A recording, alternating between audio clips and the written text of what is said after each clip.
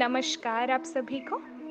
एक बार फिर से आप सबका स्वागत है हमारे इस यूट्यूब चैनल पर। हम आशा करते हैं कि आप सब हमारी सारी वीडियोस का आनंद ले रहे होंगे। हमारी पिछली वीडियो में हमने भगवद गीता के प्रथम अध्याय के 22वें श्लोक के बारे में जाना था, जिसमें अर्जुन कृष्णा से अपने रथ को दोनों सेनाओं के मध्य में ले जाने के लिए कहते हैं। आज की इस वीडियो में हम बात करेंगे भगवद गीता के प्रथम अध्याय के 23वें और 24वें श्लोक के बारे में। तो भगवद गीता का 23वां श्लोक कुछ इस प्रकार है। योत्स्यमानानवेक्षेऽहं य इत्येत्र समागतः धार्तराष्ट्रस्य दुर्बुद्धे युद्धे प्रियचिकीर्षवः। और भगवद गीता के 24वें श्लोक कुछ इस प्रकार है। संजय उवाच एवमुक्तो ऋषिकेशो गुडाकेशेन भारत सेनयोरुभयोर्मध्ये स्थापयित्वा रथोत्तमम्।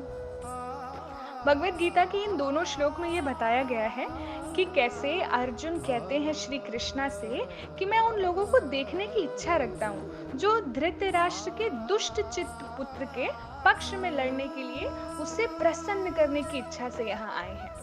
ऐसा वो इसलिए कहते हैं क्योंकि अर्जुन निडर थे, भगवान उनके सारथी थे और उनका दृष्टिकोण था कि पांडव हस्तिनापुर के आधे राज्य के तो वैध हकदार हैं, लेकिन धृतराष्ट्र के दुष्ट पुत्र कौरव उसे साझा करने के लिए सहमत ही नहीं थे।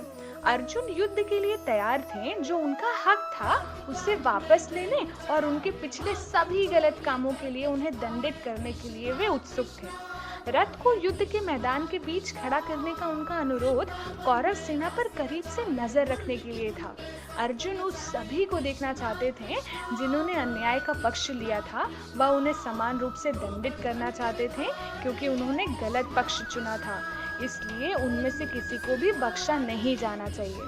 ऐसा वो इस वजह से कहते हैं ताकि वो कौरवों पर विजय प्राप्त कर सके और उन सबको ये बता सके कि हमेशा सच्चाई की ही जीत होती है। तो इसी सब को देखते हुए संजय धृतराष्ट्र से कहते हैं कि हे धृतराष्ट्र निद्रा विजेता, क्योंकि इस श्लोक में अर्जुन के एक नए नाम जानने को मिलता है, उन्हें कहा जाता है गुडाकेशा।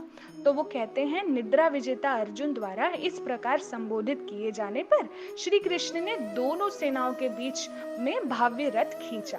अब अर्जुन को गुडाकेशा क्यों कहा जाता है? अर्जुन को गुडाकेशा इस वजह से कहा जाता है क्योंकि उनके पास ऐसी शक्तियां एकत्रित हो चुकी थी जिनसे वो रात को अंधेरे में अपनी आंख बंद कर कर भी सही निशाने पे अपना तीर चला सकते थे, और इसी वजह से वो अपने निद्रा पर भी विजय प्राप्त कर चुके थे। तो उनका एक नया नाम पड़ा गुडाकेशा।